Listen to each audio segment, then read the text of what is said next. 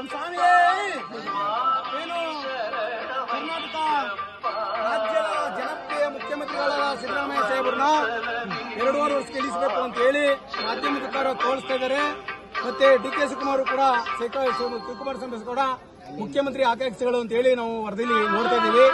ದಯಮಾಡಿ ಡಿ.ಕೆ. ಶಿವಕುಮಾರ್ ಸಾಹೇಬರು ಮುಖ್ಯಮಂತ್ರಿ ಸಿದ್ದರಾಮಯ್ಯ ಸಾಹೇಬ್ರನ್ನ ಇರಬೇಕು ಅಂತ ಹೇಳಿ ನಾವು ಕೇಳ್ಕೊತಾ ಇದ್ದೀವಿ. ಯಾಕಂದ್ರೆ ಅಹಿಂದ ನಾಯಕರನ್ನ ಕೆಣಕದೇ ಆದ್ರೆ ಅವರು ತುಂಬಾ ಡ್ಯಾಮೇಜ್ ಆಯ್ತು ಕಾಂಗ್ರೆಸ್ ಪಕ್ಷಕ್ಕೆ ಅಂತ ಹೇಳಿ ಮನವಿ ಮಾಡ್ತಾ ಇದ್ದೀನಿ.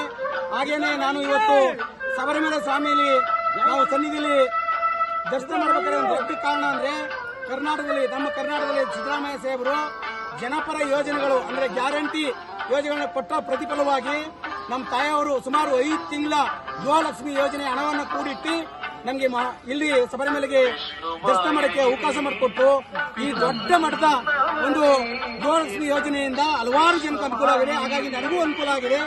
ದಯಮಾಡಿ ಈ ಯೋಜನೆಯನ್ನು ಮುಂದುವರಿಸಿ ಸಿದ್ದರಾಮಯ್ಯ ಸಾಹೇಬರನ್ನೇ ಮುಖ್ಯಮಂತ್ರಿಯಾಗಿ ಮುಂದುವರಿಸಬೇಕು ಅಂತ ಹೇಳಿ ನಾನು ಕಾಂಗ್ರೆಸ್ ಹೈಕಮಾಂಡ್ ನಲ್ಲಿ ಮನವಿ ಮಾಡ್ತಾ ಇದ್ದೀನಿ. ಡಿ.ಕೆ. ಶಿವಕುಮಾರ್ ಸಾಹೇಬರಲ್ಲಿ ಕಾಂಗ್ರೆಸ್ ಹೈಕಮಾಂಡ್ ಮನವಿ ಮಾಡ್ತಾ ಇದ್ದೀನಿ. ಓಂ ಸ್ವಾಮಿ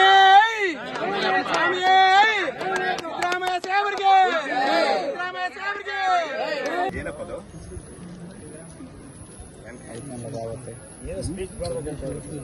ಯೂಟ್ಯೂಬ್ ಚಾನೆಲ್ ಇದೆ.